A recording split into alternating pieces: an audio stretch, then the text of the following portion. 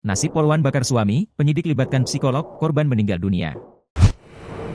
Nasib Bribtu FN usai gelap mata membakar suaminya yang juga anggota Polri. Nahas, korban meninggal dunia setelah menderita luka bakar 90%. Perbuatan nekat ibu 3 anak itu dipicu rasa sakit hati setelah mengecek isi ATM sang suami. Gaji 13 yang awalnya berjumlah 2,8 juta ternyata tinggal 800 ribu saja. Usut punya usut, almarhum suaminya memakai uang tersebut untuk judi online. Kabar terbaru sang polwan usai ditetapkan tersangka dan suami meninggal dunia akibat perbuatannya bocor ke publik.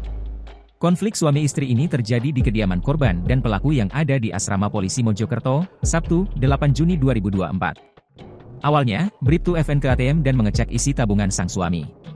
Ia kecewa begitu tahu sisa tabungan suami hingga akhirnya terjadi cekcok mulut. Berlokasi di garasi rumah, korban diduga tidak melawan sehingga Bribtu FN bisa memborgol tangan kanan suami di tangga lipat. FN yang keburu gelap mata menyiramkan bensin ke tubuh korban. Korban menjerit meminta pertolongan hingga akhirnya tetangga berdatangan dan memadamkan api.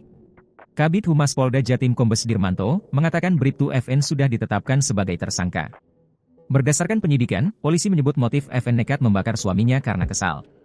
Sebab, korban disebut kerap menghabiskan uang untuk judi online yang harusnya dipakai untuk membiayai hidup ketiga anak mereka. Saat ini polwan berinisial FN itu disebut mengalami trauma berat buntut aksinya membakar sang suami. Atas kondisi yang dialami FN tersebut, saat ini pihaknya memberikan pendampingan psikologis terhadap yang bersangkutan.